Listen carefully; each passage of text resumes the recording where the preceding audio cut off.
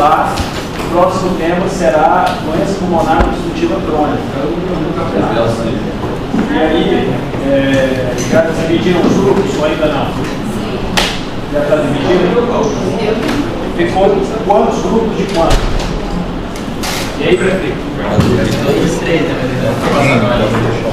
Tá.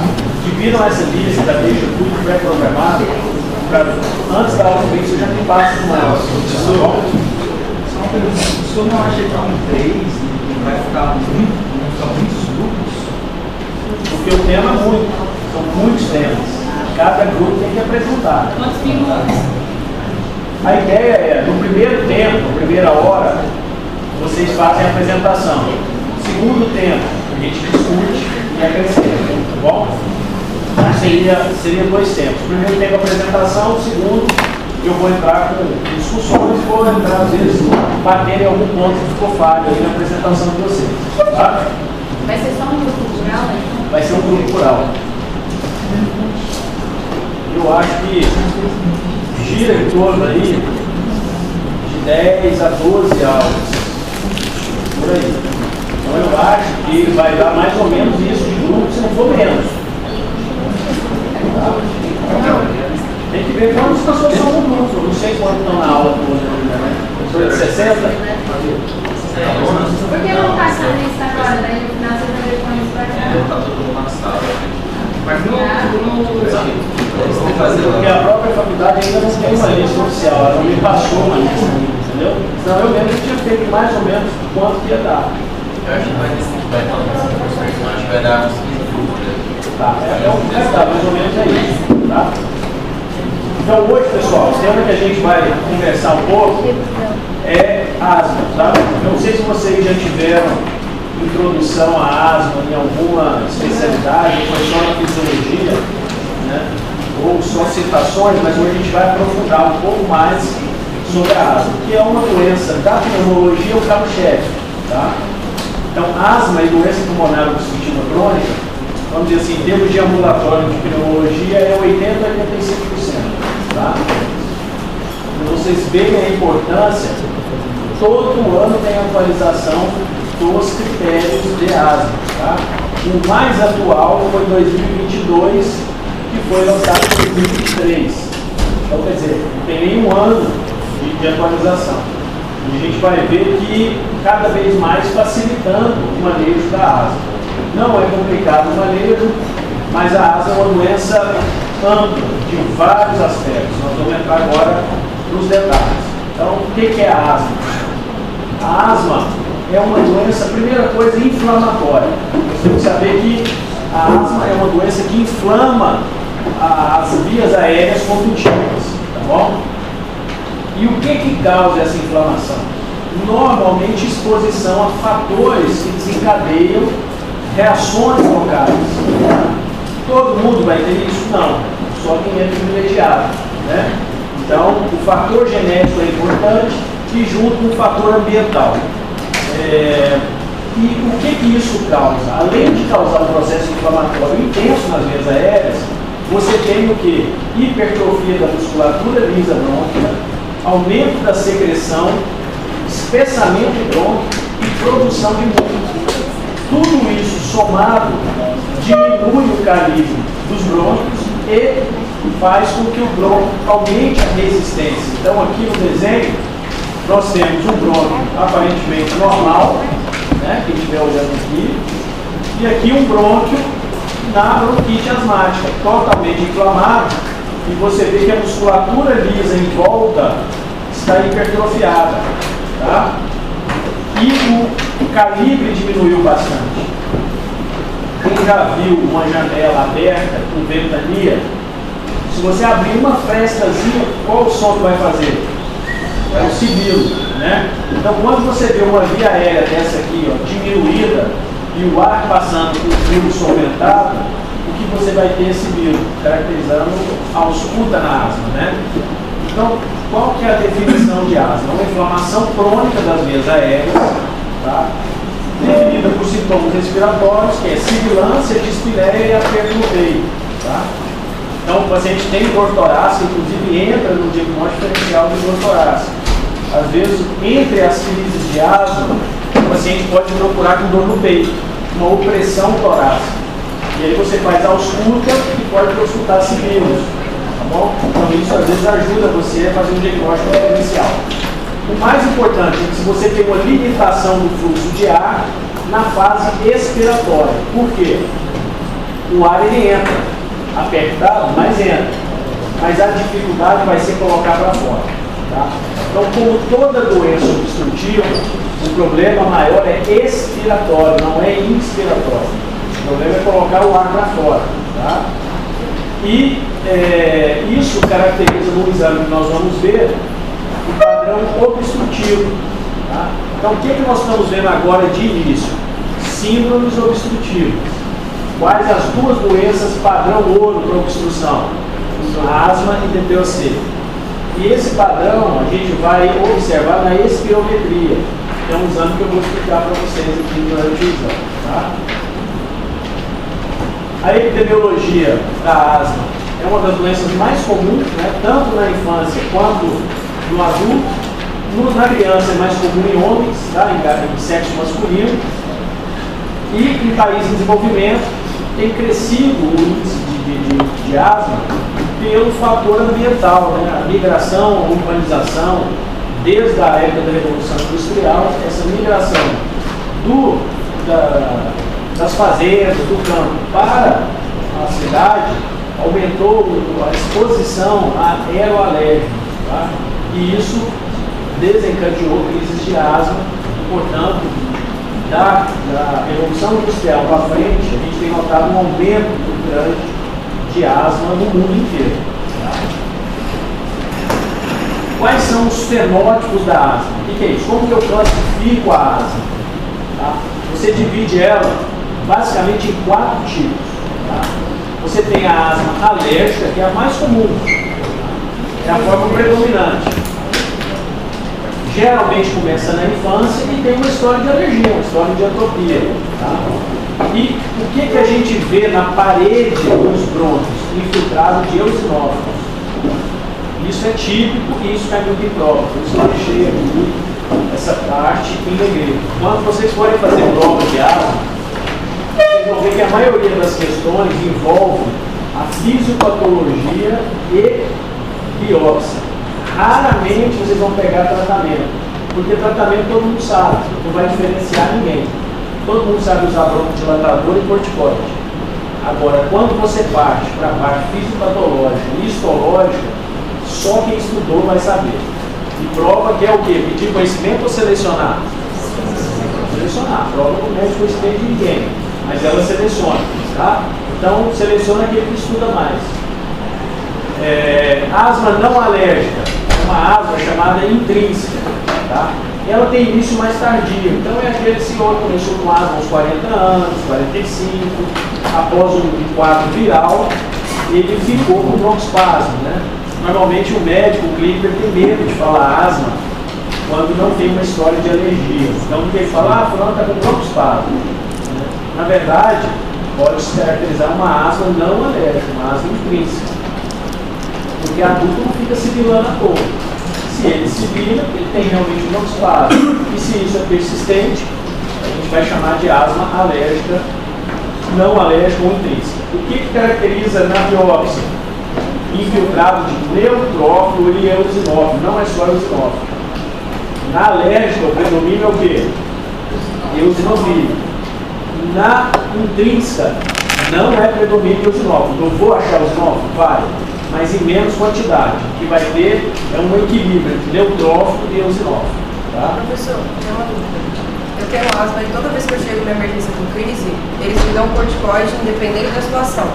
Às vezes resolve, às vezes não. Então, no caso da asma sem intrínseca, eu usaria corticoide ou não usaria? Ou eu usaria para ver se... Nós vamos chegar lá. O tratamento da asma hoje, ele é padrão. Eu não tenho ainda uma fármaco genética. Por exemplo, eu não sei o seu fenótipo. Teoricamente, eu teria que estudar o seu fenótipo para saber se você é respondedor ou não a corticoide. Tá? Se a tua asma se caracterizar como intrínseca, tardia, provavelmente você responde menos ao corticoide do que o alérgico. Tá? Então a gente tem outros medicamentos já desenvolvidos para quem tem asma intrínseca, por exemplo. Tá? Você tem asma com obstrução fixa. O que é isso, pessoal? É aquela asma que não melhora com tratamento nenhum. O paciente ele já vai fazer uma remodelação brônquica. O que é remodelação? O brônquio muda de conformação e ele passa a ser assim, ó, permanentemente. Você está vendo a hipertrofia da musculatura? Ela não volta atrás. É como na insuficiência cardíaca, o coração dilata e ele não volta ao normal. O brônquio remodelado, ele não volta mais ao normal. Aí carece de importância o tratamento da asma. Hoje nós sabemos que a asma, se não tratada a tempo e de forma correta, o brônquio remodela e a pessoa vai ter asma fixa, uma asma que é quase um DPOC. É muito, às vezes, difícil diferenciar de uma bronquite crônica do paciente adulto. Tá? Então, quando nós começarmos o tratamento, a gente vai ver que o tempo de tratamento importa para a asma hoje. Então, asma, tratamento é tempo também. Se a gente demorar muito, o remodelamento começa e o paciente vai ficar fixamente asmático. Tá? E a asma relacionada à obesidade. A gente não sabe o porquê, mas as pessoas obesas têm uma tendência maior a desenvolver asma. Por quê? Por restrição. A gente sabe que o tecido adiposo intra-abdominal, ele comprime o diafragma e diminui a expansibilidade, logo fazendo o quê? Você tem uma restrição. Tá? Então é um dos mecanismos, não o único, mas a gente ainda não sabe se existe alguma citocina que é secretada pelos adipócitos que pode estar ocasionando também broncoespasmo. Tá? Então essa fisiopatologia aqui ainda é desconhecida. Mas esses 4 fenótipos, pessoal, tem que estar gravado. Isso aí tem que estar medular, tá bom?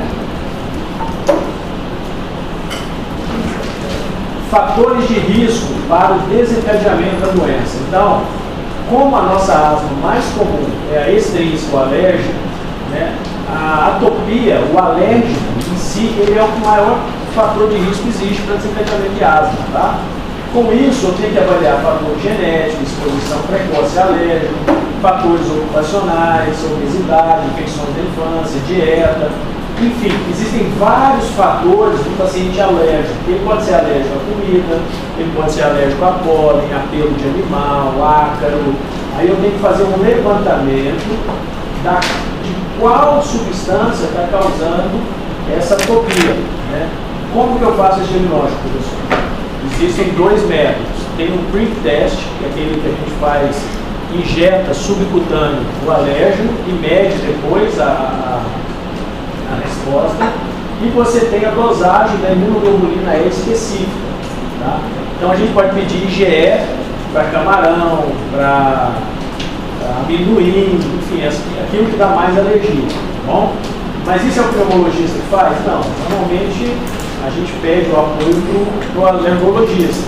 Mas a maioria sabe pedir, então não vou encaminhar. Eu vou pedir a maioria dos exames para a gente já fazer a fenotipagem, para já saber qual o tipo de asma que você está desenvolvendo. Tá bom? Quais os alérgenos mais comuns? Coelho, pólen, pelo de animal, barata, fungo, substâncias químicas. Tá bom? Infecção viral, pessoal, é muito comum após infecções virais o paciente vir a desenvolver asma, tá? E fica, principalmente a asma intrínseca. Então, aquele paciente mais velho passou a desenvolver asma mais tardia, normalmente foi após uma infecção viral. Tá? Onde a gente viu muito isso? No Covid. Né? Então, muito paciente com Covid desenvolveu broncoespasmo. Aí a pessoa fala, pô, mas esse cara não melhora, só fica fazendo broncoespasmo. Na verdade, ele desenvolveu uma asma intrínseca e ele foi embora da UTI asmático, usando bombinha e tudo.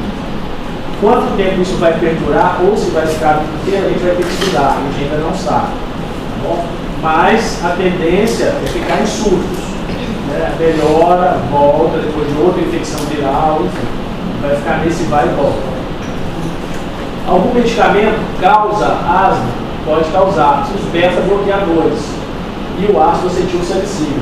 Então você já viu aqui que o cardiopata asmático está enrolado, não tá? Porque ele tem que usar o AS e tem que usar o beta-bloqueador. Tá? Quem sabe explicar por que o beta-bloqueador causa crise de asma? Todo mundo aqui já ouviu falar do propranolol, atenolol, né? Por que eles causam asma? Você sabe? Vocês já tiveram farmácia, sim ou não? Não sabe.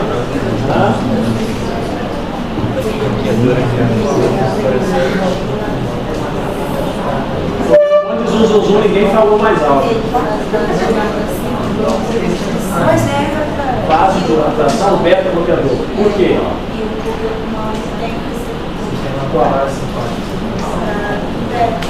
Qual? Aí que está o segredo. A via aérea, pessoal, tem um receptor beta-2. O beta-2 ele é broncodilatador. Se eu bloqueio ele, o que vai sobrar são os muscarínicos M3. E aí você tem um desbalanço entre o receptor, né, catecolinérgico e parasimpático. E o parasimpático predomina. E aí o paciente faz broncoconstricção. Tá? Hoje a gente tem os beta-blocos seletivos, que causam menos broncoconstricção. Mas mesmo assim, porque eles são beta-1 seletivo, não pega beta-2. Mas até que ponto essa seletividade é 100%, a gente não sabe. Então assim, a gente fica com receio de usar beta-bloco mesmo seletivo no asmático. Para que isso serve, pessoal? Quando vocês estiverem medicando o paciente na clínica, saber se ele é asmático ou depressível influencia muito no tratamento da hipertensão arterial e da doença cardiovascular. Se eu não posso usar beta-bloco, qual droga que eu vou ter que usar no lugar? Da pressão, por exemplo.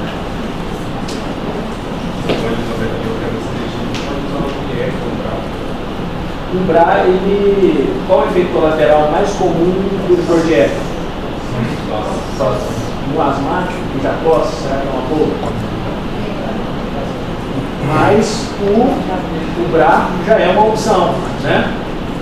Outra opção, bloqueador do canal de cálcio, uma excelente opção. Tá? E no lugar do AS, se eu não posso usar o AS, que o AS também induz broncoconstricção, por quê? Quem lembra? Quem sabe explicar por que o AS, isso é questão de prova, tá? Por que o AS causa asma? Inclusive tem uma asma só associada ao AS. Vamos lá, o AS bloqueia o quê? Qual a farmacodinâmica? Bloqueia a COX, não é isso? COX-1, COX-2, mais a COX-2, né? Se ele bloqueia a COX, o que sobra? Quando você tem a fosfolipase A2 e ela quebra o ácido araquidônico em ciclooxigenase e lipoxigenase. Ciclooxigenase, COX-1, COX-2, lipoxigenase, leucotrieno A, B, C e B. Não é isso? Então, se eu bloqueio o ciclo, o que sobra? Leuco, que é broncoconstrictor. Então, o que eu tenho que fazer? Para esse tipo de paciente, eu uso os inibidores de leucotrieno. Montelukast, Zafirlukast, entendeu? Então, a fisiopatologia é: eu bloqueio um eixo e sobra o outro. E o outro é broncoconstrictor. Dúvidas? Pessoal, agora é a hora. Tem dúvida ou não tem? Esse é o AS, tá? Esse é o AS. Tá? Os anti-inflamatórios, no geral, a gente evita também no asmático. Tá? Justamente porque você bloqueia a COX. Eu vou evitar os AS. Todo asmático ou só no asmático com ácido por AS? O problema é que você não sabe qual asmático que é por AS. Às vezes você está iniciando o tratamento e sem saber, né?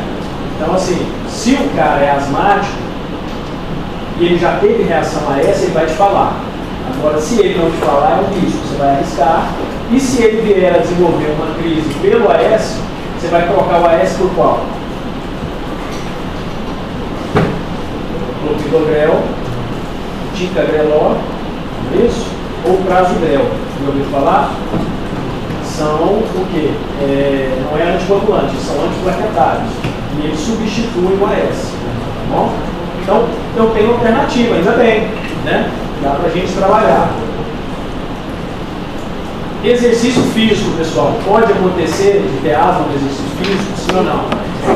Mas o tratamento é fazer natação, A pessoa fala assim, poxa, tem asma? Faz natação, melhora, não é? Faz exercício, mas o exercício induz broncoconstricção. Aí eu vou ficar na berlina. O que acontece com o exercício físico? Durante o exercício, você tem uma taquipneia, uma hiperventilação. Todo mundo, quando começa a fazer atividade física, hiperventila. Essa hiperventilação, ela causa degranulação mastocitária. E o mastócito libera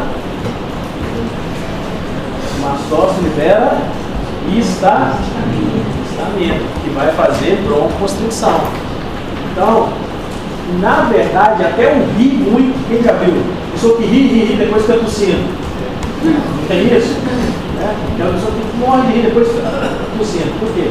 Tanto a tosse quanto a hiperventilação degranula a mastócito. E a pessoa pode fazer broncoconstricção. Tá? Teve pessoa que vai falar assim, eu quase morri de rir. Quase morre mesmo. Tem gente que se ri asmático demais, ele faz broncoconstricção. Cuidado para vocês não matarem ninguém de rir. Tá bom?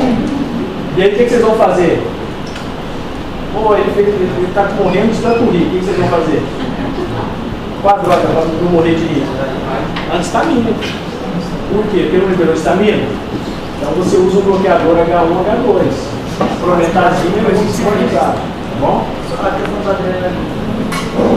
A adrenalina, ela é um broncodilatador, mas não é um broncodilatador para se usar ostensivamente. Por quê?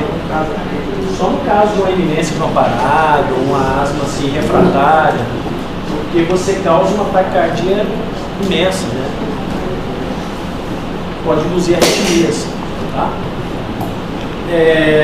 Poluição, pessoal. Poluição também causa broncoconstricção? Sim. Né? Por quê? Porque a poluição ambiental, normalmente você tem o quê? Chuva de enxofre e nitrogênio, que é extremamente tóxico para a via aérea, tá? Então, dióxido de enxofre, nitrogênio, todos eles são tóxicos para a via aérea, tá? Material orgânico particulado, enfim, toda a poluição ambiental é risco para asma bronca. Tá? Então vocês veem um tanto de coisa ambiental que pode desencadear asma. Mas aí eu pergunto a vocês, todo mundo vai ter isso? Não, só quem tem predisposição. Então, como eu vou saber se esse camarada tem predisposição? História familiar, história de alergia, eosinófilo, dosagem de IgE. Ah, mas tem um gene específico que eu posso dosar? Eu posso fazer dosagem do cariótipo? Não tem um gene específico dosado. A gente acha que é uma herança poligênica.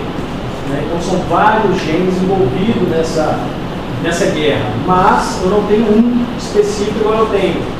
A artrite reumatoide, que é o HLR4, como eu tenho, por exemplo, na espondilite anquilosante, que é o HLA-27. Eu não tenho nenhum HLA e nenhum gene específico ainda. Pode ser que eu venha a descobrir isso futuramente. Tá? Refluxo, pessoal. Outra doença que causa asma. Tá? O ácido na via aérea, quando ele tem contato com a via aérea, ele é extremamente irritante. Tá? Então ele causa ou piora a crise de asma. Hoje a gente já tem estudos mostrando que é mais o piorar a asma do que desencadear em si. O paciente asmático com refluxo ele piora, e não que a asma é causada pelo refluxo. Até 2019, 2018, a gente associava a asma por refluxo. A gente já está quebrando isso um pouquinho e dizendo que a asma ela é piorada ou agravada pelo refluxo. Logo, se o paciente tem refluxo e asma, o que vocês vão fazer? Tratar o refluxo. Com o quê? Quais as drogas para refluxo que a gente tem?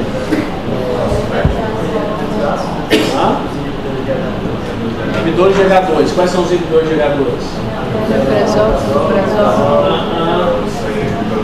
H2 é cimetidina e ranitidina. Inibidor de bomba de próton. E aí é o omeprazol, lansoprazol, né? Procinético, pessoal. Procinético não é para tratar refluxo. Procinéticos são drogas para você ou tratar náusea, vômito, ou acelerar o trânsito intestinal, ou gástrico, tá? Não é droga para tratar refluxo. A gente associa, mas não é especificamente para tratar. Então, como que é a fisiopatologia da asma? Ela é causada por um desequilíbrio celular. A nível de quê? De linfócito. Tá? Qual o linfócito que predomina na asma? É o T helper tipo 2. Você tem o T helper 1, T helper 2 e o 17. O T helper 2 é o associado à alergia. Tá? E o T helper 2 ele secreta algumas interleucinas que são envolvidas na asma. Quais? A 4, 5, 7 e 13. Tá? Então, todas as medicações imunomoduladoras que eu tiver na asma vai ser para bloquear essas interleucinas que são produzidas pelo T helper 2. Tá?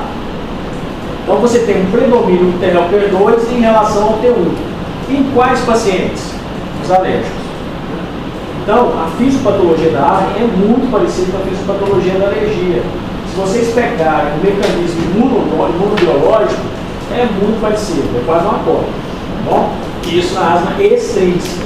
Na asma intrínseca, a gente inverte esse padrão. Tá? A asma tem início mais no adulto. E ela já tem uma resposta T helper 1 maior. Então, tudo vai ser um desequilíbrio do T helper 2 e o T helper 1. Tá bom? E você tem uma hiperprodução dessa imunoglobulina aqui. Ó. Quando você tem um predomínio do T helper 2, o linfócito B, que vira plasmócito, não é isso? E ele passa a secretar imunoglobulina. Qual a imunoglobulina predominante? IgE. Tá? Então, IgE, ela se liga ao mastócito, ao basófilo, e numa segunda exposição, ele vai degranular.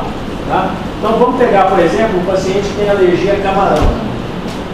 Ele comeu o camarãozinho dele, T helper 2 foi ativado, T helper 2 estimulou o linfócito B a produzir IgE, a IgE ligou no mastócito, ligou no basófilo e ficou quietinho. Pô, eu não tenho alergia a camarão, e como camarão, e vai, tá funcionando só ali preparando, só na emboscada, né? Aí, numa segunda, hoje foi um rodízio de camarão, sai de lá para a UTI. Por quê? Porque na segunda exposição ele fez uma anafilaxia. Simplesmente aquele mastócito que estava com IgE nele degranulou, liberou histamina, prostaglandina, leucotrieno e fez uma crise anafilática. Tá bom? E é muito rápido.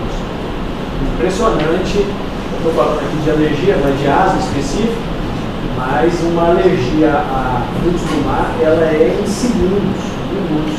Às vezes não dá tempo nem de você chegar no hospital.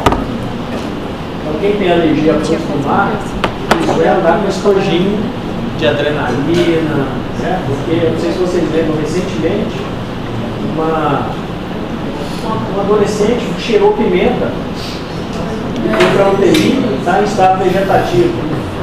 O que aconteceu? Ela cheirou pimenta, degranulou o mastócito ali, fez uma anafilaxia e com broncoespasmo severo, fritou o cérebro, hipoxemia e foi para a UTI. Então, assim, quem é alérgico tem que ficar atento. Então, por exemplo, eu sou atópico. Eu vou sair comendo camarão? Faz o teste, vê se você não tem alergia. Vai ser tudo disposição, né? Imagina aquelas pessoas que às vezes comem camarão o dia inteiro, na verdade, é uma memória imunológica retardada. Nem todo mundo, às vezes, vai fazer a manifestação na segunda. Pode ser uma terceira, numa quarta, numa quinta. O mais comum é numa segunda exposição, mas pode ser bem mais tardio. Tá? Cada organismo reage de uma forma. Então, aqui ficou claro, pessoal, esse desequilíbrio entre T helper 2 e T helper 1, isso é importantíssimo para vocês entenderem, tanto o processo alérgico quanto asmático. Tá? Então, no alérgico, nós temos predomínio de T helper 2, que tem um aumento da imunoglobulina e o T helper 1, que são naqueles pacientes que desenvolvem a asma mais tardia, que não é uma asma alérgica. Eu vou ter predomínio do T helper 1. E aí, o anticorpo que vai predominar não é a imunoglobulina E, é a imunoglobulina G.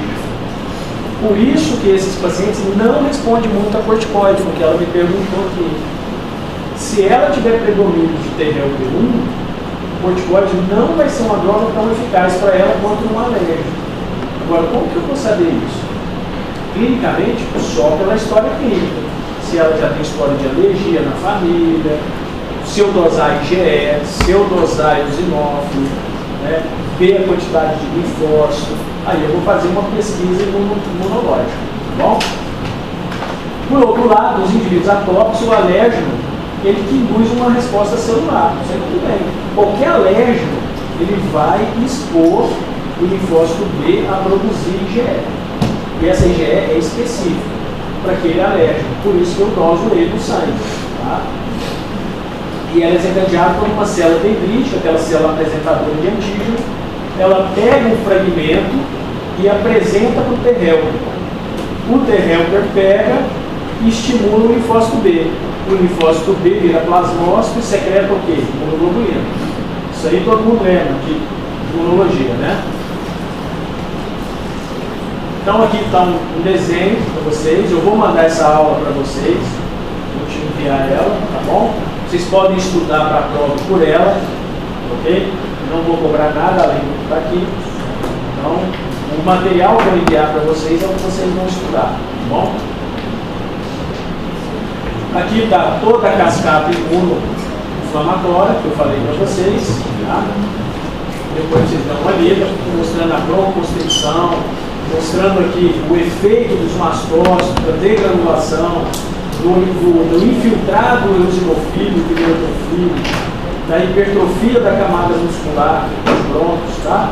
Então depois vocês dão uma olhada no desenho, que é muito interessante. Agora vamos supor, pessoal, que eu vou examinar o meu catarro do paciente asmático. Isso aqui, ó, faz um asterisco nesses dois nomes aqui. Isso aqui são questões de prova, todo mundo erra e vocês vão acertar, tá bom? O que são os espirais de Cushman? Tá? É um achado no escarro dos asmáticos. Logo, eu estou fazendo uma microscopia do catarro. Tá? É um tampão de muco que tem forma de espiral. Tá? E eles são secretados aonde? Nas glândulas mucosas subepiteliais dos brônquios. Então, decora isso. É um espiral de Cushman. Tá bom? É um tampão de muco em formato de espiral. Parece uma espiroqueta. Quem já estudou microbiologia, viu que o formatinho da espiroqueta é muito parecido, tá? Só que é de catarro. Então, vou mostrar a foto para vocês. E os cristais de Charcot-Lyne. Então, eu tenho os espirais e tenho cristal.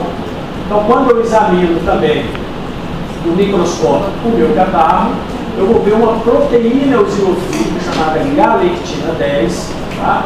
E só encontrado em pessoas alérgicas, como a asma ou infecções parasitárias. Então é um cristal, você vai ver na microscopia. E ele tem essa aparência aqui, ó. Esse aqui são os cristais de Charcot-Lyne. Tá? E aqui os espirais de Cushman. Então essa fotinha eu costumo colocar em prova desse jeito. Eles montam um caso clínico e perguntam de qual doença é. Tá bom? Qual vocês vão marcar? Asma, pronto. Questão dada para vocês aí, pessoal. Olha. Quadro clínico do paciente asmático. Tá?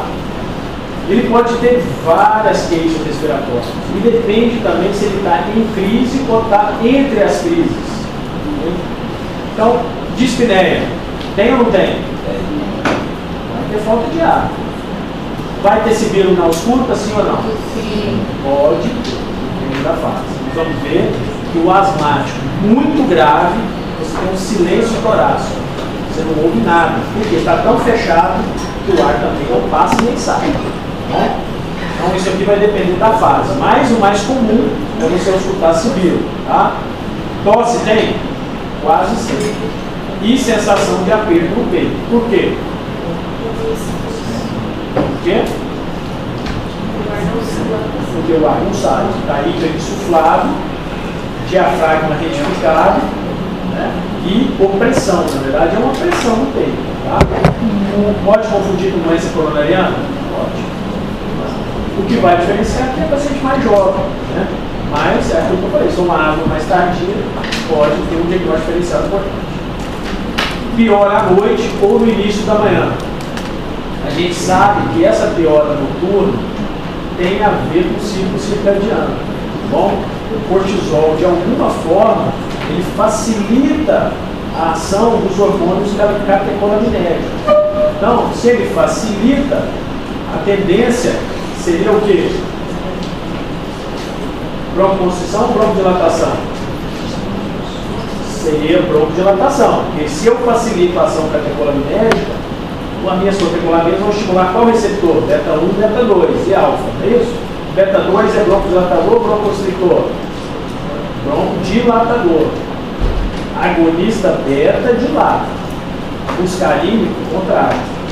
Se eu estimulo o meu beta, meu bronco dilata. O que tem nos broncos? É beta 1 ou beta 2? Asma é T-helper 1 ou 2? T-helper 2, beta 2. É tudo 2, esquece 1, tá bom? Então, beta 1 é no coração. Né? Então, é efeito cronotrópico. Então, o que a gente precisa entender?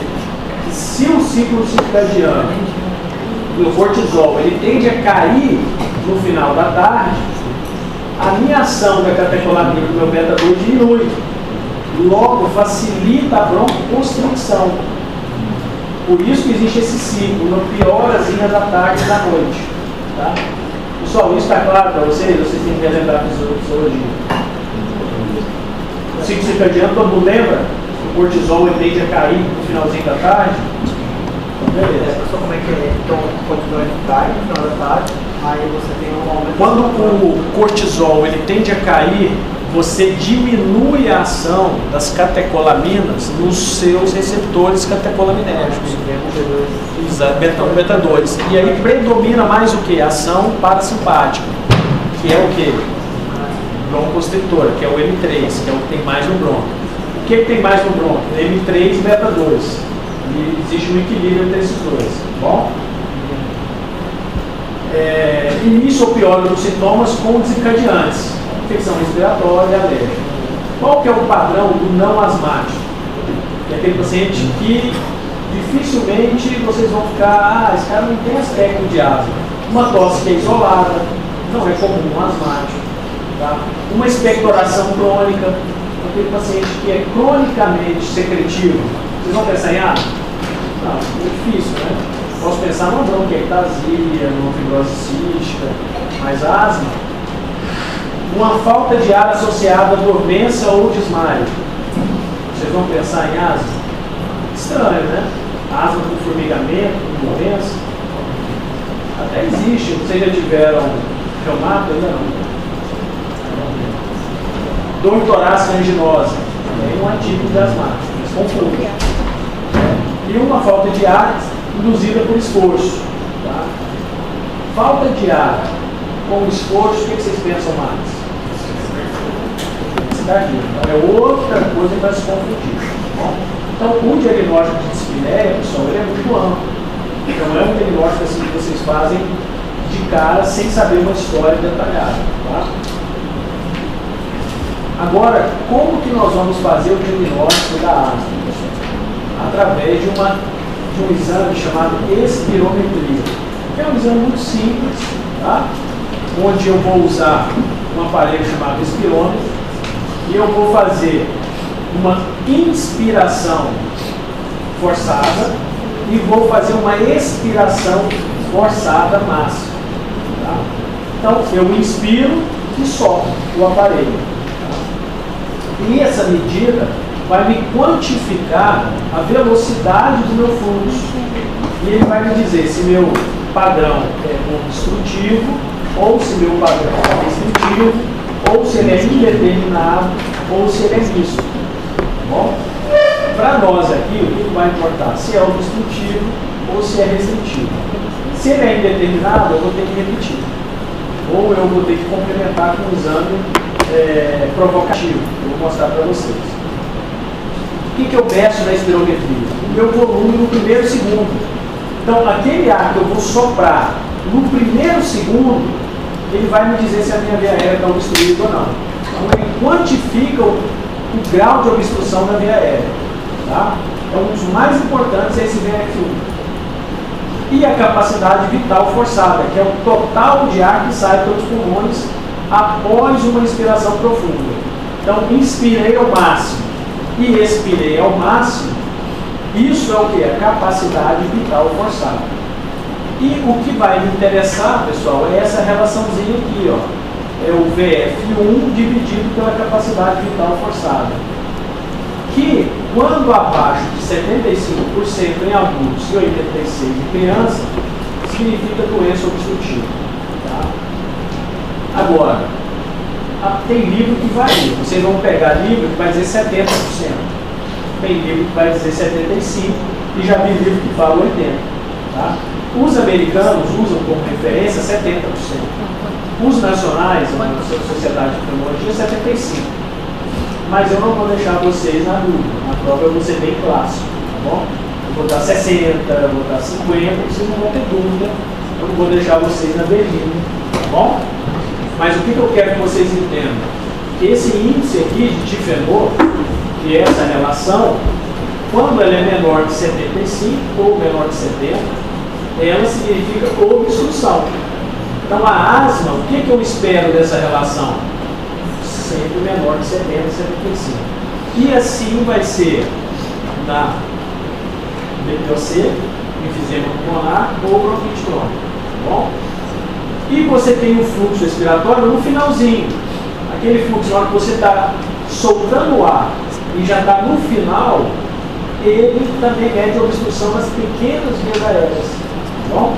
Então esse parâmetro aqui é muito pouco avaliado, mas ele é muito importante para saber se as minhas pequenas vias aéreas estão comprometidas. Vocês já tiveram pediatria? Vocês já estudaram bronquiolite? Não. Vocês vão estudar essa doença de bronquiolite, é uma doença das pequenas vias aéreas. Bronquíolos terminais. Quem vai avaliar a obstrução lá é esse aqui, ó. É o fluxo respiratório em 25/75 e não o VF1. Porque o VF1 é dos grandes brônquios, é o que sai primeiro. O que sai depois é o que está lá embaixo, que é esse 25/75. Vocês entenderam isso aqui? Só que criança vai ser fácil fazer isso? Você imagina você pedir uma criança para fazer uma espirometria. É quase impossível. Dependendo da idade, você não consegue fazer. Apesar de você ter essas medidas todas, a criança não consegue colaborar com um exame desse. Acaba que o diagnóstico passa a ser mais clínico do que espirométrico, tá? Mas tem idades para se fazer. Então, olha lá, como funciona a espirometria. Eu tampo o nariz do camarada, tá? Peço ele para dar uma inspiração forçada e depois ele vai expirar. E aqui vai ter um aparelho que vai mensurar todos aqueles valores. E o que eu vou focar mais? Nessa relação aqui, ó. O clínico tem que saber essa relação VF1-CVF, que é o índice de difenor. Que aqui já está, ó. Botei as duas referências. Menor de 70% em adulto e 85% em criança. Tá bom? Quando é abaixo de 70%, vocês não vão ter dúvida, que é a obstrução. E se eu ficar na dúvida? Eu ali 78, 80, mas ele tem clínica de asma. Quando que isso acontece? Quando eu estou entre as crises. Entre uma crise e outra, meu paciente pode estar medicado, está super bem. E eu não vou conseguir definir no meu espiômetro se ele é obstrutivo ou restritivo. E aí, eu vou lançar um recurso que é chamado prova broncodilatadora. Eu vou fazer o salbutamol, tá? 400 microgramas mais ou menos, e vou medir 15 minutos depois meu VF1. Se ele aumentar em 200 ml ou maior que 7 nos valores pré-broncodilatador, eu tenho uma prova positiva. Então esse camarada é asmático, tá bom? Agora eu vou mostrar para vocês as duas variações. Esse teste cai em prova, tá? E eu vou cobrar de vocês? Vou. Tenho certeza. Vou dar um caso clínico com a prova broncodilatadora. Agora, porque eu já estou falando para vocês uma questão.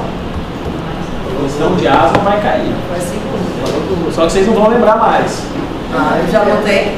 Porque na hora que chegar na época da prova, vocês vão estar tão pirados em prova que vocês vão ficar doidos. E eu já estou dando a questão para vocês. Então, pessoal, grava esses valores. Se aumentou meu PFU em 200 ml ou 7% do valor pré-broncodilatador, eu caracterizo uma prova broncodilatadora positiva. Mas tem uma variaçãozinha nesse exame. Se meu exame variar 200 ml ou 12% do valor basal, aí muda o nome, do valor basal, também é prova positiva. Tá bom? Então vocês vão gravar 7% ou 12%. Quem usa 7%? Os americanos. Brasil, Sociedade Brasileira de Pneu, 12%. Portanto, na minha prova eu não vou deixar vocês em dúvida, eu vou cobrar 12%. Beleza? Ninguém vai errar? 200 ml e 7% ou 7%? E 7%. E 7%. Tá? E 12%.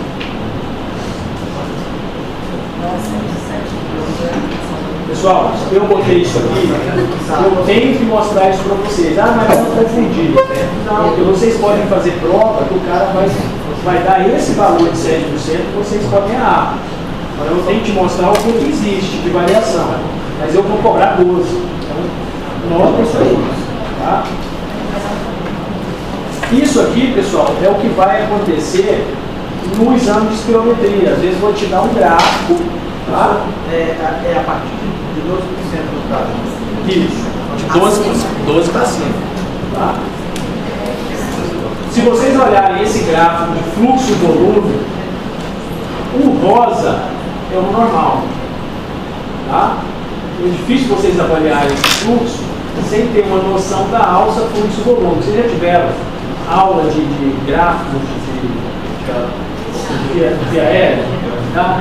Então vocês sabem que esse gráfico aqui representa inspiração aqui embaixo e expiração aqui em cima.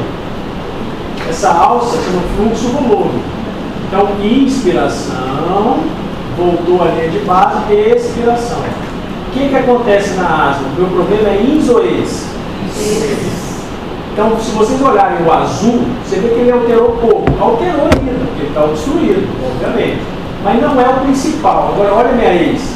Está vendo que criou até uma rampinha aqui? Todo mundo está vendo essa rampa? Isso aqui é tipo de obstrução. Então, tanto no asmático quanto no nefrocítico, vai ter essa rampa aqui. Então, a curva é bem clássica. Porque a curva normal, normalmente ela é redondinha aqui, ó. Ela é quase um círculo, tá? Quando vocês virem essa rampa, é sinal de obstrução, tá? E é na alça ins ou ex? Ex. Tá? Alça ins, alça ex. Vocês vão ver que na doença restritiva, já estou adiantando, vai mexer na ins ou na ex? Na ins. Porque na restrição, meu problema é encher o pulmão. Então essa alça minha aqui vai estar bem curtinha. E a minha ex vai estar normal. Um pouco diminuído. Tá? Então é isso que vai acontecer. E aqui meu gráfico volume e tempo. À medida que o tempo vai passando, né, o meu volume com broncodilatação aumenta. Ó. O normal é aqui. Aqui está diminuindo. Tá? E aqui são os valores, pessoal. Pré-broncodilatador e após. Quem fizer o cálculo aqui, ó, vamos pegar esse VF1, CVF aqui, ó, 58,72. Olha o tanto que aumentou. Será que aumentou mais de 12%? Hã? Sim, né? Então, isso é uma prova broncodilatadora positiva ou negativa? Então, na prova, não vou dar número quebrado, vou tentar dar um número inteiro para facilitar o cálculo. Eu falei para vocês que a minha intenção não é pegadinha, a minha intenção é que vocês aprendam. Vocês têm que saber o que estão fazendo, mas não é decoreba. Tá? E existe também, isso aqui também é outra questãozinha de prova, tá, pessoal? Isso aqui cai bastante. teste provocativo. A diferença do pré-bronquial e do basal, ou é só questão de literatura? Não, porque na verdade eu tenho que te dar qual é o basal do paciente. Cada um tem um basal. Existe um valor pré-determinado. Mas você pré-bronquial, você não basal. Ou é Então, porque ele está naquele momento de crise? não, é porque assim, quando você vai fazer a espirometria, você vai fazer o seu basal. Você tem que ter um basal seu. E baseado nesse basal, eu vou saber se mudou ou não. Então eu faço duas provas. Eu faço uma sem broncodilatação e uma com. Baseado nessa 100, eu vou usar como seu basal. Tá? Se você nunca fez. Ou se você já é paciente asmático, provavelmente você já tem um basal pelos exames que você já fez. Tá? Mas na prova isso vai ser especificado. Eu vou deixar vocês na dúvida. E onde eu consigo ver aquele 200? Que é 212. Ele vai dar para vocês, por exemplo, aqui, deixa eu botar aqui. Esse aqui, vocês viram que eu dei o VF1 aqui em litros, não é? Vocês vão converter em ml. Tá bom? Você vai comparar aqui assim, é matemática básica. Ó. É só fazer uma subtração. Tá? Aqui, se vocês verem, ó, vai variar quantos litros aqui? Diminui 3 de 2,20. 800 ml. Variou mais que 200? Não, positivo. Entendeu? Não é difícil, pessoal. Se 12% é a média que o senhor quer, então os indivíduos saiu quanto mais ou menos assim? É VF, que eu tinha falado, né? O VF1. Aí em litros, mais ou menos quanto? Não, aí você tem que fazer a porcentagem ali, calcular quantos por cento vai dar. Mas se você já calculou em ml, Posso jogar aqui e fazer igual? pode. Vai ser. Pessoal, teste provocativo. O que é o teste provocativo? Vamos pegar aquele paciente que está em intercrise. E eu fiz espirometria, deu indeterminado. Você sabe que ele tem, a clínica é sugestiva, mas você não consegue fechar o diagnóstico. Você fez uma prova broncodilatadora, foi indeterminado, você não conseguiu fechar. Morreu? Não tem como fazer diagnóstico? Posso fazer uma broncoprovocação. Eu vou fazer esse cara ter asma. Tá? Só que para isso, eu tenho que ter um lugar onde eu possa socorrer esse camarada. Você imagina eu induzir uma asma nele e ele fizer uma crise severa. Né? Então isso pode ser feito em qualquer lugar? Não. Então, quando vocês forem fazer um teste provocativo, vê se tem tambu, vê se tem tubo, vê se tem respirador. Né? Não vai fazer no laboratório de beira de esquina. Tá bom? Então, o que é esse teste provocativo? Eu vou usar uma substância chamada betacolina, que é um agonista colinérgico parasimpático, ou histamina ou carbapol.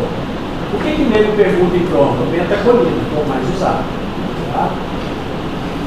Se você tiver uma queda de 20% no VF1, é sinal que é broncoconstricção positiva. Tá? Então, meu VF1 que estava alto, ele cai mais de 20%. É sinal que provocou uma broncoconstricção. Tá? E maior que 15%, se eu usar salina hipertônica ou manitol. Já teve questões, tá, que o cara, em vez de usar betacolina, usou solução hipertônica e manitol.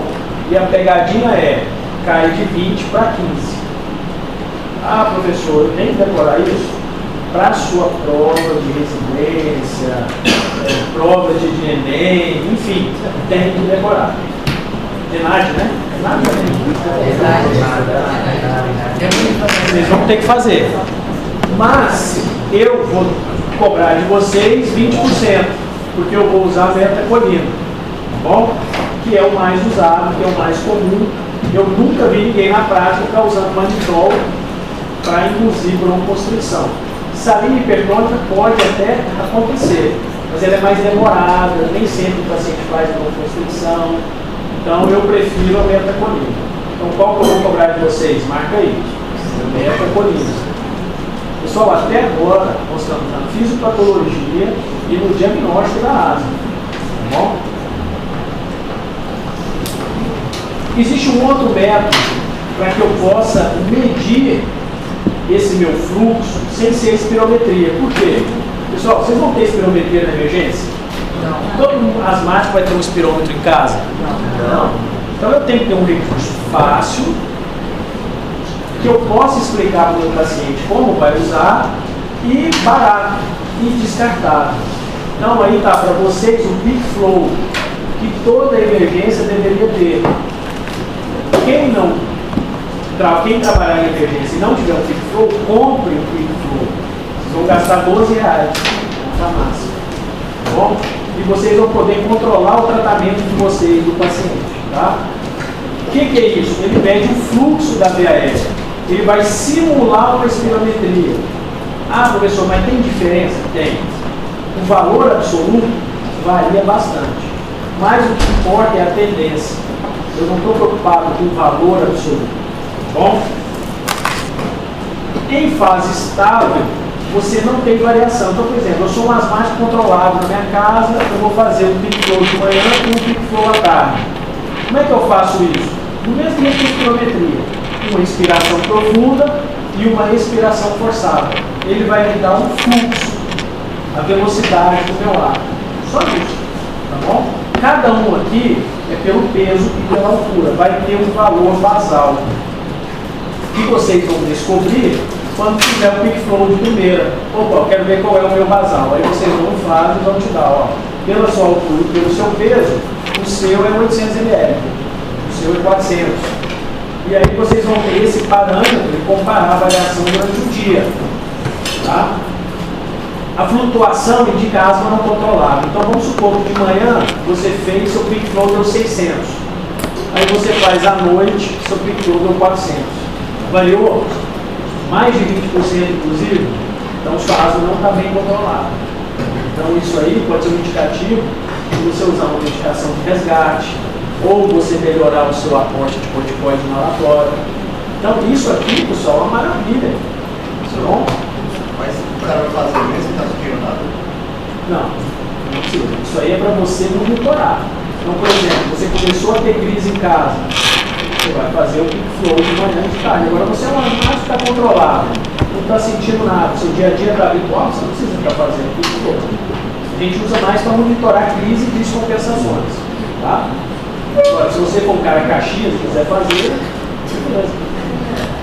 Tem gente que é vidrado, você não quer variar nenhum ml, então faz de manhã e à noite. Tá? Então, ó, você pode fazer ele seriado em 10 a 14 dias e existe um cálculo. Você vai pegar um padrão maior, diminuir pelo menor e dividir pela média. Tá? Esse 20 adultos aqui está digitado errado. Então, é o maior menos o menor dividido pela média. Tá bom? Esse valor, a variação dele, é que vai te dar a média semanal, por exemplo, ou a média nos 14 dias. Tá? Isso é para quem é muito caxias, quer ficar calculando variações.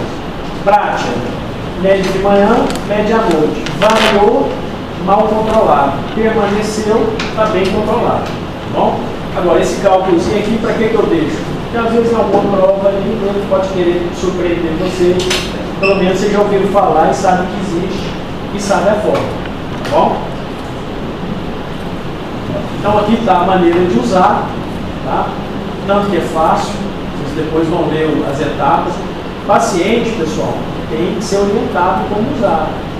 Você sabe que tem paciente, por exemplo, que tem que trabalhar em UPA, paciente muito simples, ele não tem, às vezes não sabe ler.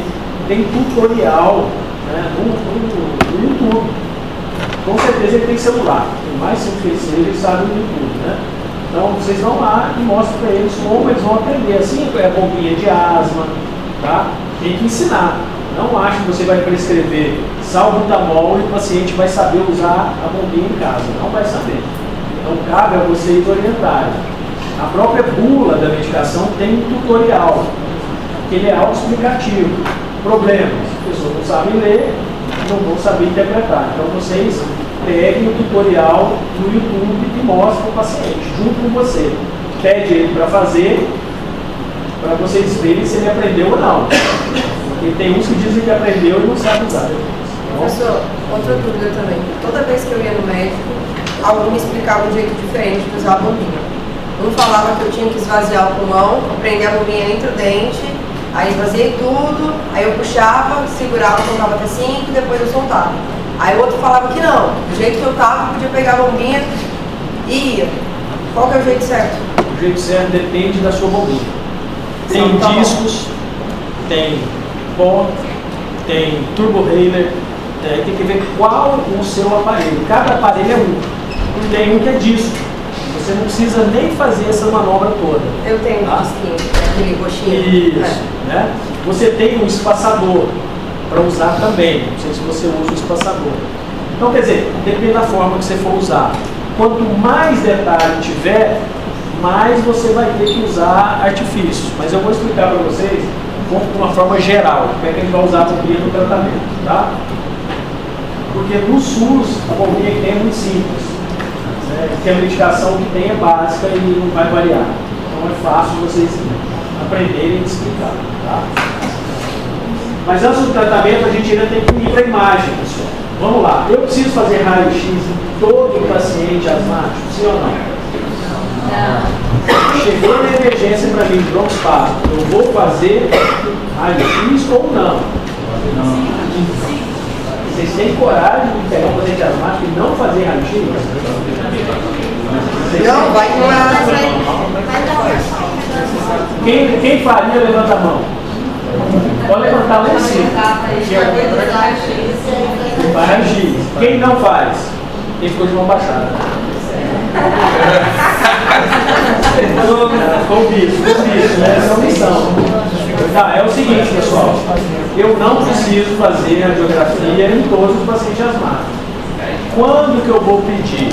Se eu suspeitar que há alguma coisa a mais. Pô, ele tem clínica de pneumonia, está com febre, o paciente está extremamente taquipneico, já foi internado por causa de asma, tá? Suspeita de aspiração de corpo estranho, suspeita de tumor, suspeita de pneumotórax. Enfim, eu tenho que ter uma suspeita além da asma para que eu possa pedir a radiografia do paciente. Doutor, mas eu quero pedir porque eu quero ver isso. Beleza, pode pedir. Tá bom? Não é uma obrigação, mas... No caso do pneumotórax, você vai dirigir. Então, mas o pneumotórax espontâneo, às vezes, ele é muito pequeno. Não, pernecer, bateu o osso, não tem jeito, né? Não precisa nem fazer radiografia. Basicamente, pela ausculta e a clínica, você já mata a guerra. Mas aqui, eu estou falando do asmático em si. Tá? Há necessidade, se eu não suspeitar de nada além, não preciso. Mas eu estou tesão de fazer esse raio-x, eu não consigo ficar sem fazer. Tem alguma explicação? Se você me der uma explicação que eu aceite, beleza. Tem? Sim ou não?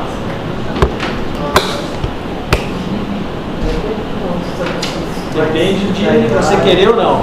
Na verdade, por exemplo, tipo assim, vai que a pessoa esteja com broncoespasmo, seja uma criança, por exemplo, que narrou com curta. Mas aí você suspeitou de corpo estranho. Mas É, aí justifica. Então, eu estou falando assim, eu não vi nada de diferente, mas eu quero pedir. Você não pediria não. Mas essa pessoa quer pedir.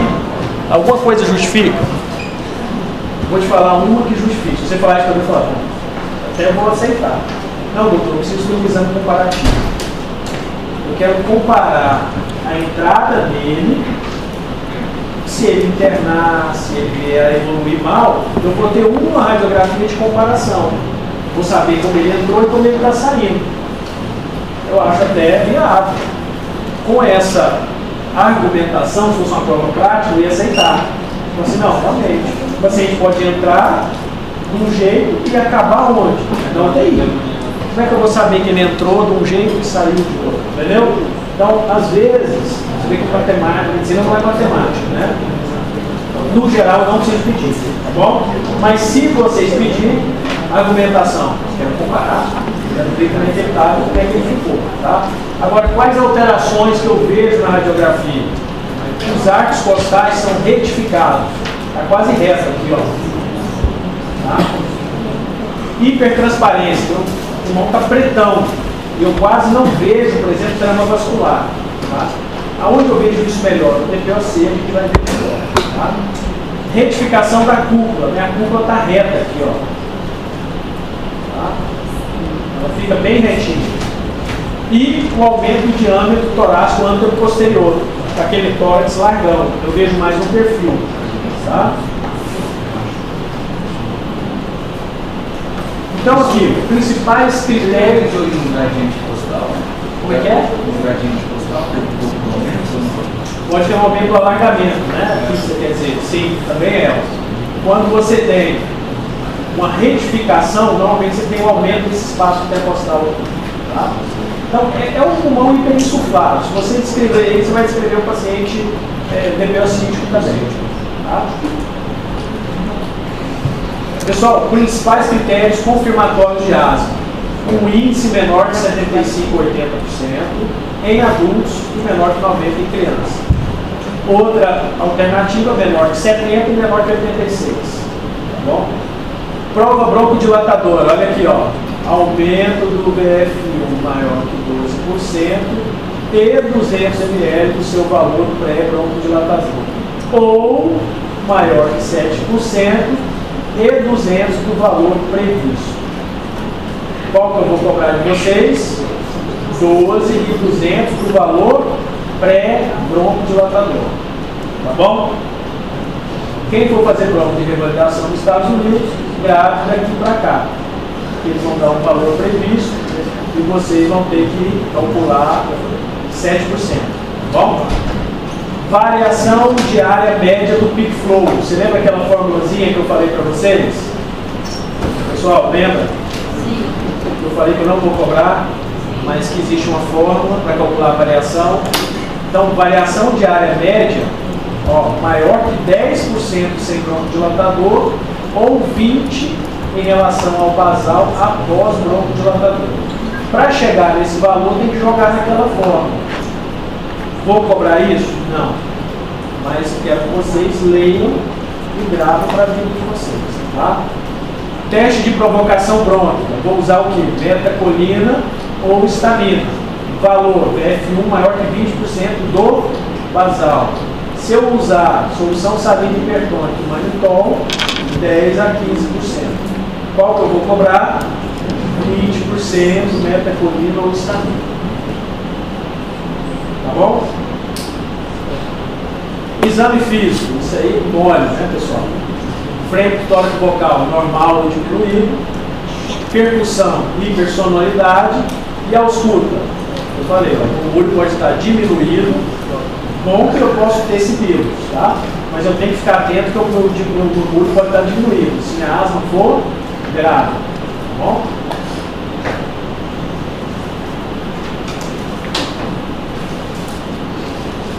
Então agora aqui a gente vai começar a avaliar o controle da asma.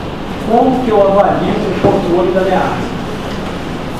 A minha asma, pessoal, ou ela vai estar controlada, ou ela vai estar parcialmente controlada, ou ela vai estar totalmente não controlada. Como que eu sei isso? Primeiro eu vou avaliar isso nas últimas 4 semanas, no último mês. Como é que minha asma variou no último mês? Tá? O que eu tenho que perguntar para o meu paciente? Sintomas diúricos com mais de 2 vezes por semana? Está vendo na asma, tudo 2. Terreuper 2, beta 2, e agora sintoma diurno, 2 vezes na semana, algum despertar noturno, isso é importantíssimo. Acorda à noite com crise. Tá? Necessidade de medicação de resgate por mais 2 vezes por semana. Alguma limitação nas atividades? Pessoal, essas perguntinhas aqui fecham o meu controle asmático. Tá? Se tiver nenhuma resposta, a minha asma está controlada. Se eu tiver uma delas positiva, a asma é parcialmente controlada. E se tiver acima de 3, ela não está controlada. Isso é fácil. Isso aqui foi desenvolvido na Agenda 2019, Iniciativa Global para o Tratamento da Asma. Tá? Então era muito mais complicado, era uma tabela terrível de decorar. E eles sintetizaram isso aqui. Portanto, vocês vão decorar isso, sim ou não? Sim. Com certeza, pessoal. Tá? Vocês vão ter que classificar a asma na prova, se ela é controlada, parcialmente controlada ou não controlada. E baseado nisso, é que nós vamos estabelecer o tratamento, nossa meta terapêutica. Tá?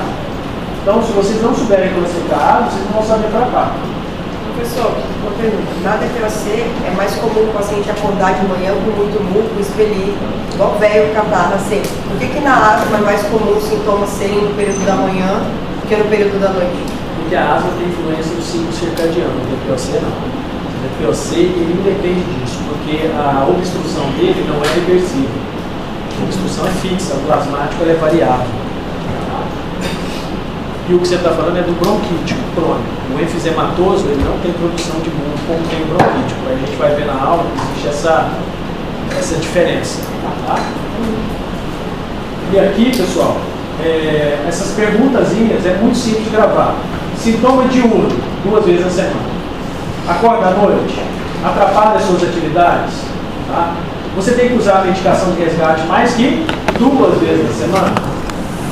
Tá bom, se tiver nenhuma controlada, uma positiva, parcialmente, mais de 3 descontrolada. Tá bom? Quando que eu avalio isso, pessoal? Isso é importante para vocês. Ó. Eu tenho que avaliar isso para o meu paciente a cada 3 a 6 meses. Então, eu preciso ver meu paciente todo mês no consultório? Não, a cada 3 a 6 meses. Tem vez que eu vou ver a cada 3 meses, se ele tiver, por exemplo, parcialmente controlado. Eu te dei em 3 meses. Você não está controlado, eu vou usar agora. Eu peço para ele voltar com menos tempo. Ah, não, ela está controlada, daqui 6 meses eu te vejo de novo. Tá bom? Então, a média, 3 a 6 meses. E às vezes eu só consigo deixar o paciente controladinho com 1 a 2 anos de tratamento. Então, a asma é uma doença que eu preciso ter um controle permanente para o paciente. Tá? Diferente do que a gente vê nos postos de saúde. Você trata a asma, manda o cara embora e se vira negão. Né? Tchau, vai lá e depois você procura alguém aí. Não é assim. A asma, o paciente já tem que sair referenciado. Você tem que pedir ele para procurar um ambulatório de pneumologia, ou um ambulatório de clínica, qualquer que seja, porém, se você deixar o paciente a bel prazer, ele vai viver voltando na emergência em crise. Então a gente precisa otimizar o tratamento, não só na emergência, na crise, mas o pós também. Tá? Dúvidas aqui, pessoal? Tá? Então aqui tem um fluxogramazinho para vocês avaliarem. O paciente tem sintoma respiratório? São tipo de asma? História exame físico. Beleza, é compatível? Vamos realizar a espirometria? Padrão de fluxo respiratório com teste de reversibilidade? Confirma? Sim, tratamento da asma. Aí nós vamos entrar no tratamento de resgate e no tratamento de manutenção. Porque a asma ela tem o tratamento na crise e tem o tratamento de manutenção. Tá? Aqui um quadro para mostrar a diferença de asma e DPOC, que você perguntou. Né? Como é que eu faço essa distinção? Está aí um quadro, mas eu vou deixar para a gente falar mais quando eu fizer a aula de DPOC, para a gente conversar mais. Mas aqui dá para vocês verem. Ó. O sintoma no DPOC sempre presente. Ele piora nas exacerbações, mas está sempre junto, porque o paciente é crônico e ele não tem período sem a doença. Ele tem período de controle. O asmático, por exemplo, ele pode voltar, ele pode tratar a asma dele e nunca mais voltar. Se ele não for exposto ao alérgico que ele se submetia antes, tá?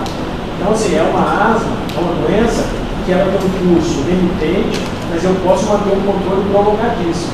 O DPOC é mais difícil. Tá? Professor, a asma não é uma DPOC? Não.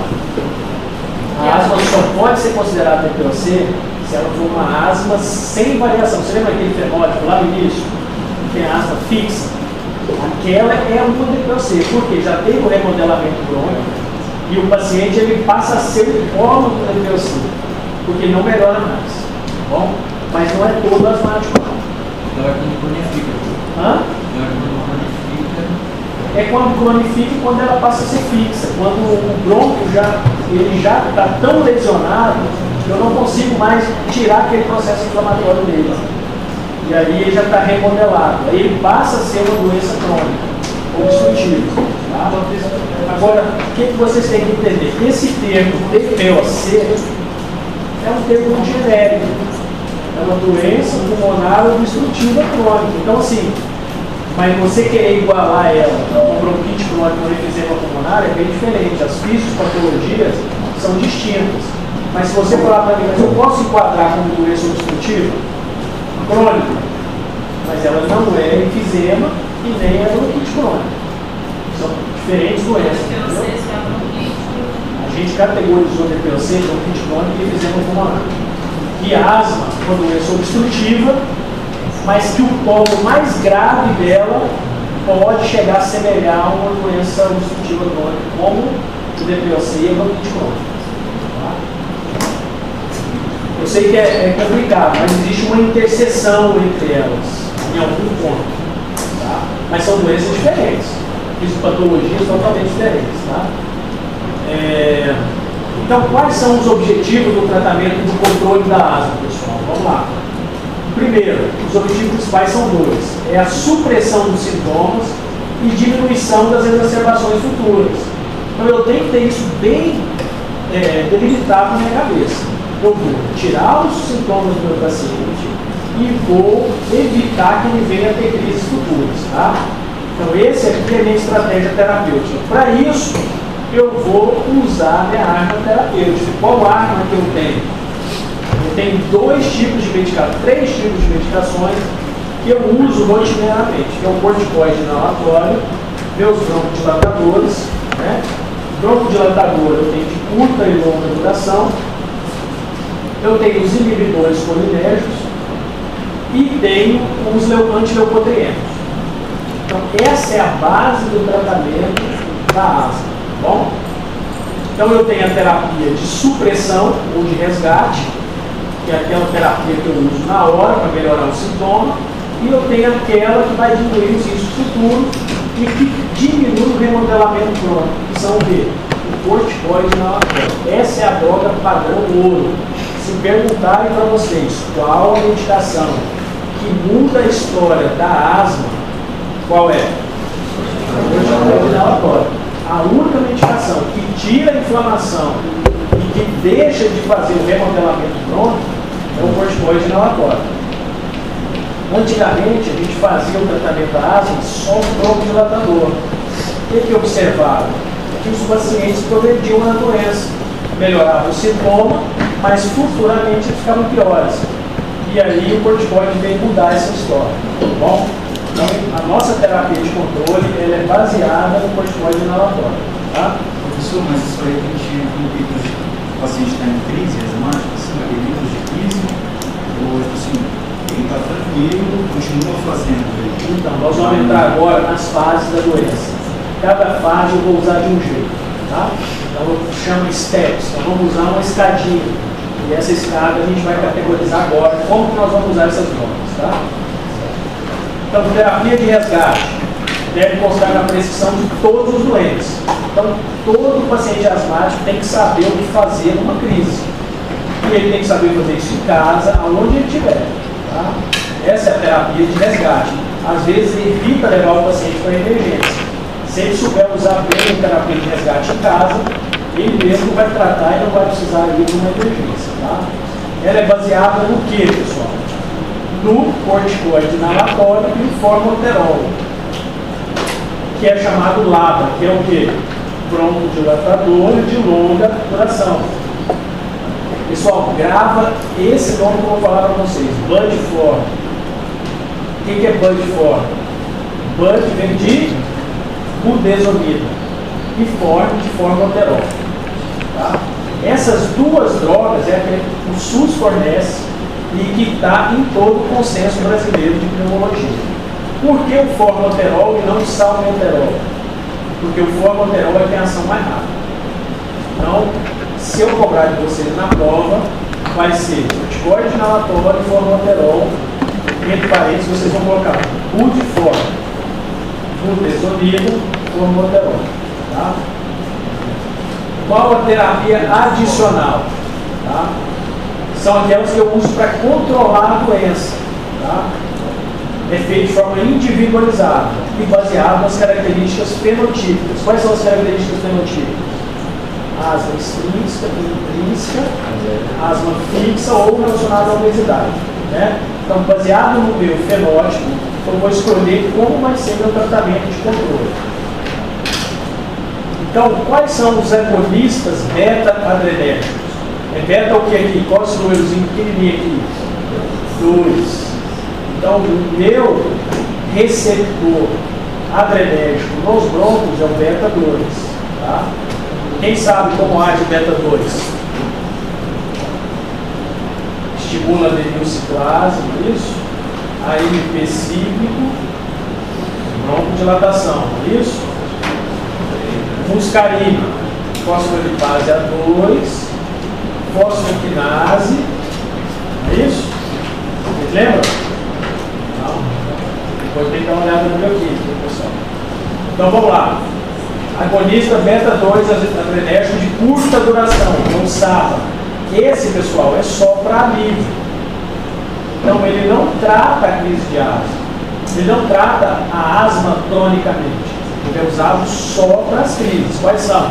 Salbutamol, terbutalina, fenoterol e bamuterol. Eles agem por 3 a 6 horas só. Tá? Então o que a gente usa muito na emergência? O salbutamol e o fenoterol. Tá? Professor, por que eu não posso usar o salbutamol como tratamento, só como, tipo assim, emergência? Por exemplo, a pessoa está tendo crise, eu uso ele. Porque ele é de muito curta duração.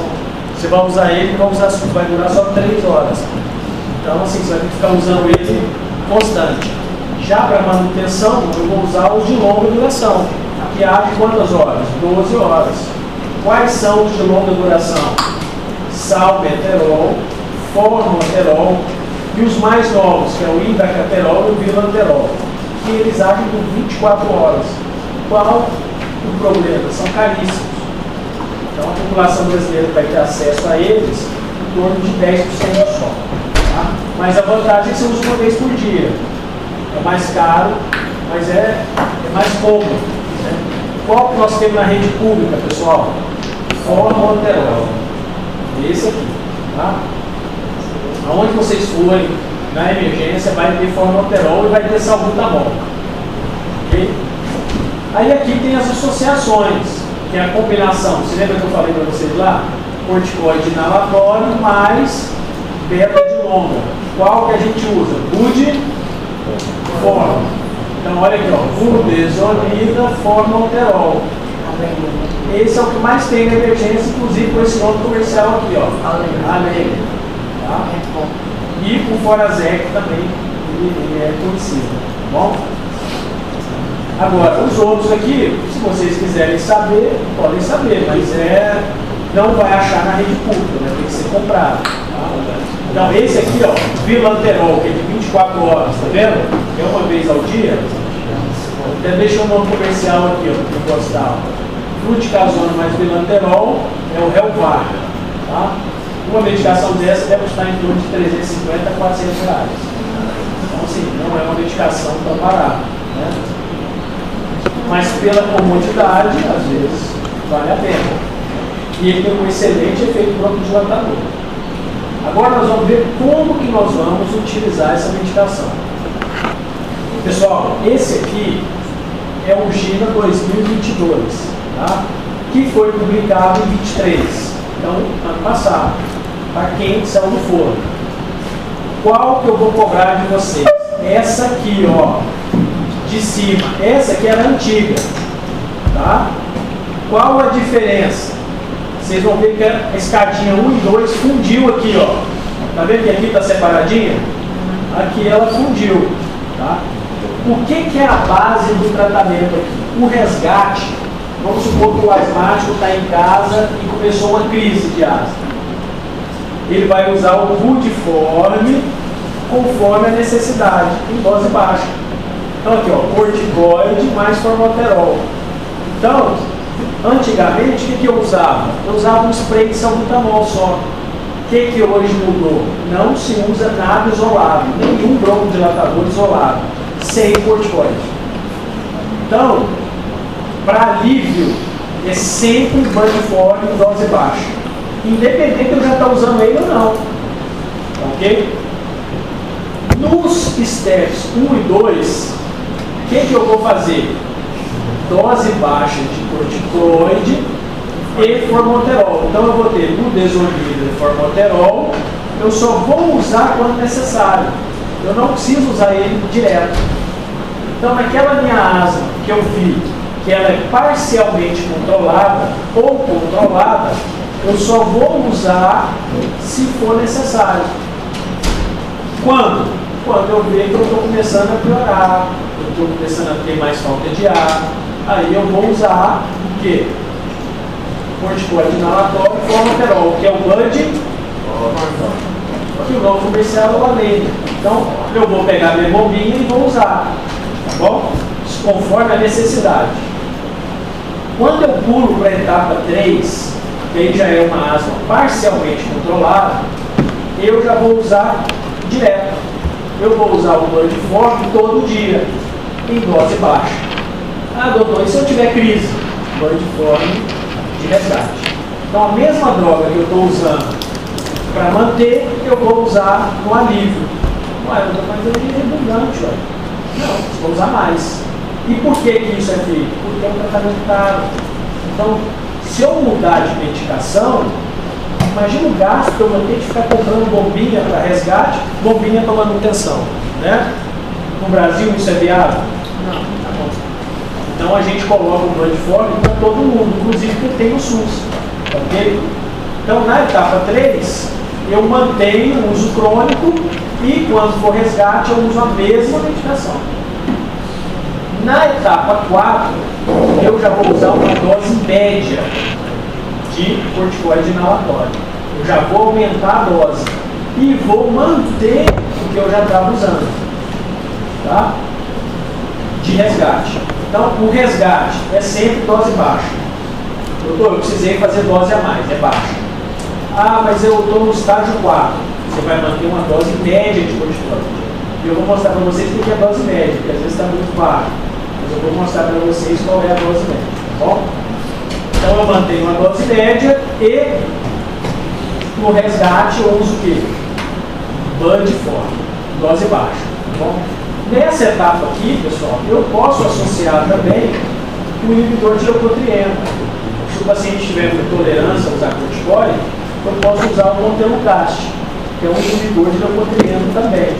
Inclusive ele pode ser usado tanto no 3, quanto no 4, quanto no 5, como associação. Tá? Então isso ficou em aberto, eu posso associar sem problema. Tá? A gente associa, normalmente na etapa 3 a 4 eu já associo. Tá? Até porque ele poupa corticoide. Então eu começo a usar. E a etapa 5, que é a etapa mais acentuada, mais grave, que o paciente não está controlado, eu vou usar uma dose alta de corticoide, vou usar o montelukast, posso usar o corticoide oral e posso usar os imunobiológicos. Quais são os imunobiológicos? São drogas que vão atuar no receptor das interleucinas. São as drogas mais caras que existem. É o omalizumab, trastuzumab, dolazumab. Então são drogas que fazem uma modelação do meu sistema imune. São caras, são subcutâneas, injetáveis, uso mensal. Tá bom? Eu tenho no Brasil? Tenho. Todo mundo pode usar? Pode. Todo mundo tem condição de usar? Não. Tá bom? Na rede pública é fornecido? Não. Só particular. Tá? E nem todo convênio cobre também. Ok? Agora aqui nós vamos usar as doses, né? Que eu falei dose baixa, média e alta. E aqui quais são? Eu só botei aqui a budesonida, que é o que a gente vai usar na sua maioria. Qual que é a dose baixa? 200 a 400 microgramas. Dose média, 400 a 800. Maior que 800 é a dose alta. Estágio 1 e 2, estágio 3 e estágio 4. E 5. Tá ok? Ficou claro? A bombinha vem com quanto? 200. Tem bombinha com 100 e tem bombinha com 200. Então vocês vão começar com 200, podendo ser até 400 para dose baixa. Tá? De 400 a 800, dose média. Tem bombinha com 400? Tem. Tem bombinha com 400. Tem bombinha com 800? Não. Então, a bombinha máxima é 400. Tá? E a dose alta, 800. Os outros que a gente usa pouco. O que a gente usa mais depois da budesonide é a fluticasona, tá? Que a dose baixa é 100, 250, e esse aqui tem discos, tá? Provavelmente a colega que usa o disco, ela usa a fluticasona, tá? Então, acima de 500 a dose alta.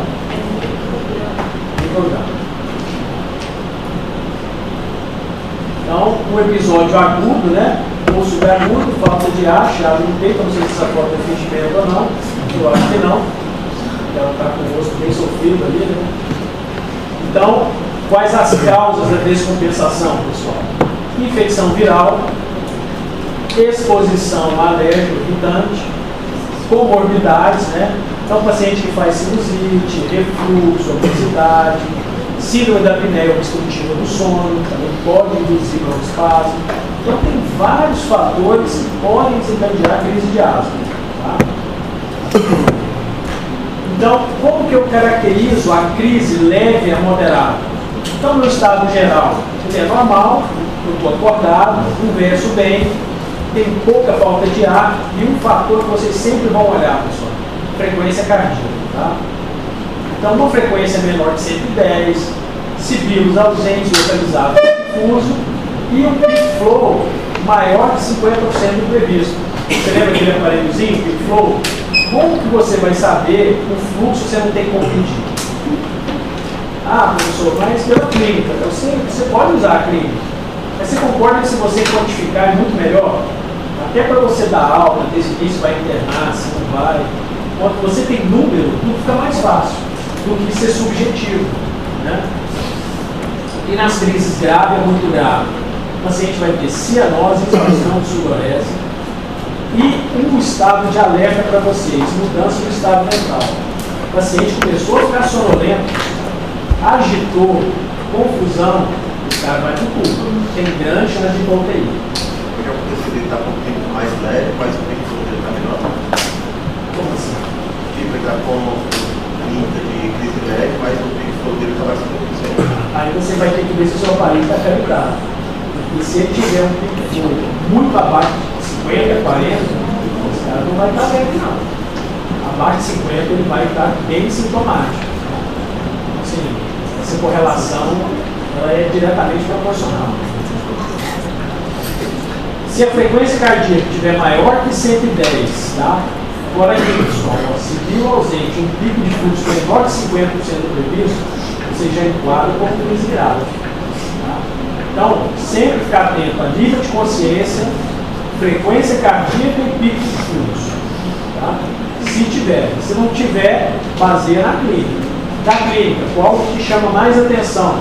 Estado mental. Tá bom? Pessoal, eu preciso escolher gasometria de todo mundo? Não? Certeza? Vocês não pedem gasometria, então?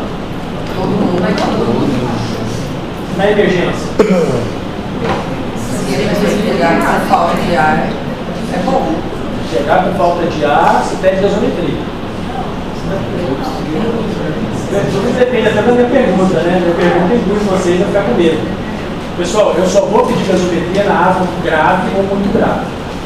Na asma leve, eu não preciso pedir gasometria, tá bom? A não ser que ela piore. Para que serve a minha gasometria?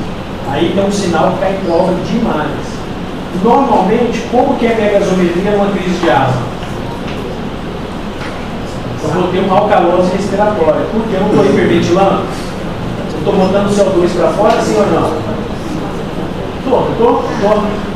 Não estou hiperventilando? Então eu estou, minha frequência respiratória está alta. Tá. Então eu estou botando o CO2 para fora. Então a tendência é eu fazer uma alcalose respiratória. Se, em vez de eu fazer uma alcalose respiratória, eu começar a fazer uma acidose respiratória e reter CO2, eu vou tudo. Então a gasometria, ela me define se eu vou entubar o cara ou não. Tá?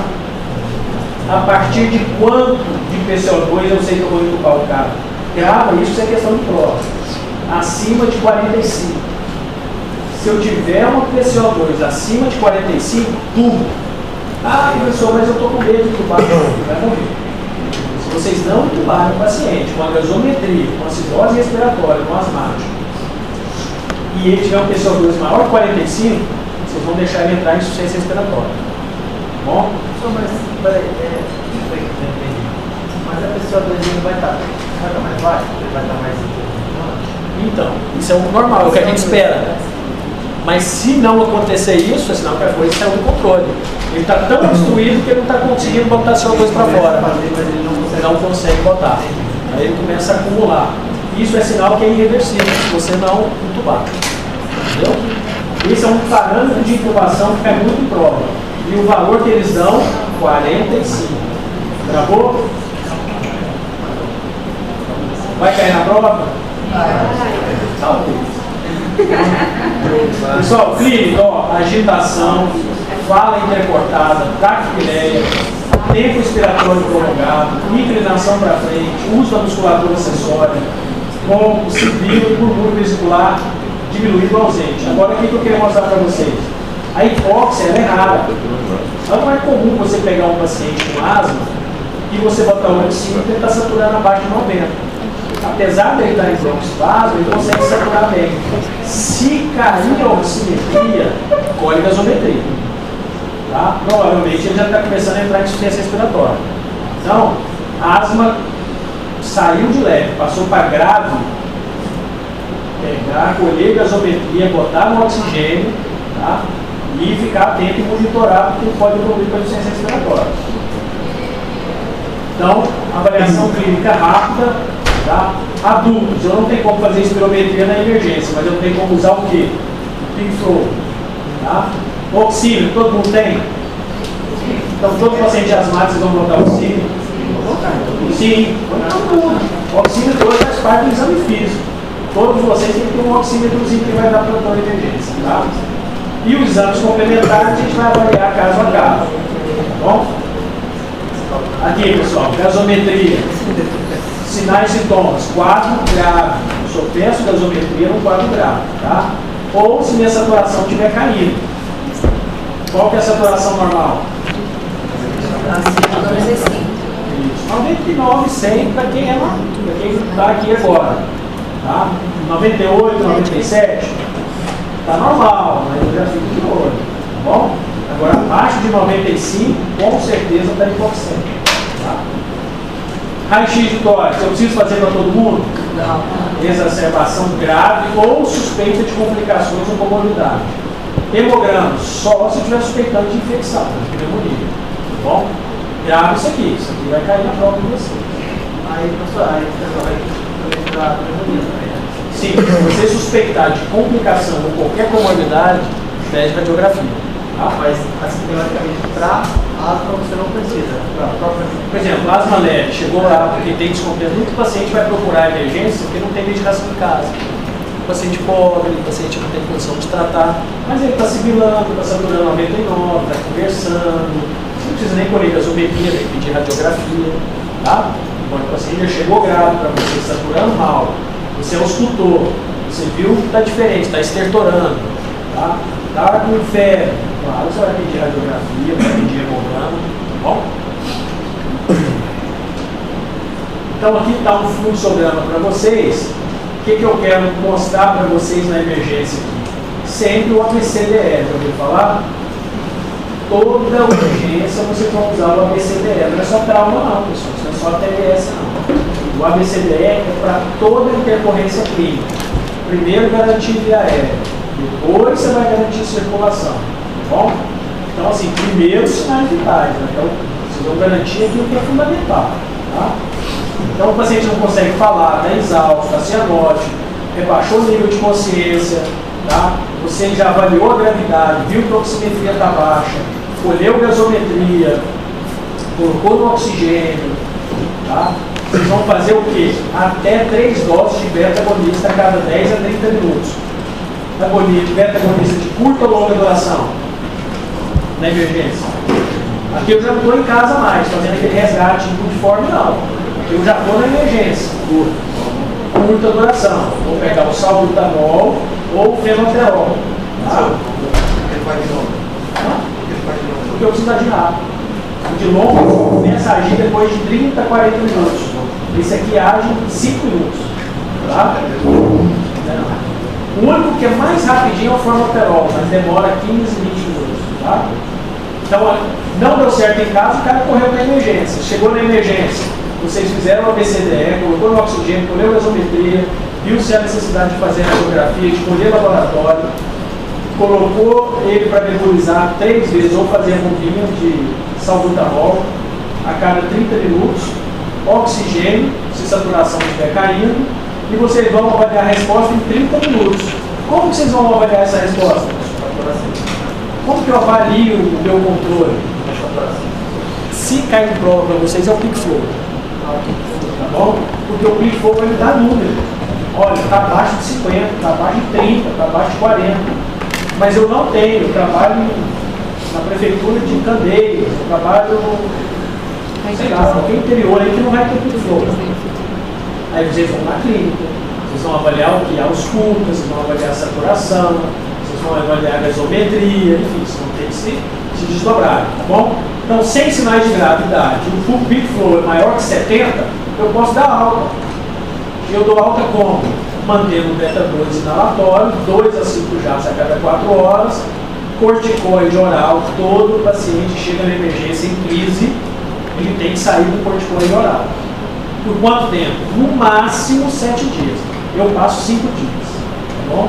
E com encaminhamento para o especialista. Não mando o cara embora e tchau e benção. Não é assim. Vocês mandam ele referenciado. Porque ele não vai ter dinheiro para comprar a medicação e ele vai voltar na emergência. É aquele asmático freguês que te acorda de madrugada e vocês vão ficar bravos com ele. Tá bom? Mas você tem que ver que ele não tem condição de comprar. Tá? Se o meu peak flow, pessoal, tiver entre 50% e 70%, eu vou manter no PS. E vou continuar nebulizando a cada 30 a 60 minutos até 4 horas. Associo o ipratrópico, que é o atrovente, prednisona oral, 60 mg. Então, corticoide sempre. Na emergência, eu posso fazer oral ou venoso. Damos preferência para o oral se o paciente engolir. Se ele tiver problema de abaixamento do nível de consciência, sonolento, mais venoso, tá bom? O que eu vejo nas emergências? Todo mundo faz hidrocortisona venosa. O pessoal tem medo de fazer corticoide oral. Corticoide não age na hora, pessoal, seja venoso ou seja oral. Quanto tempo age o corticoide? 4 horas depois.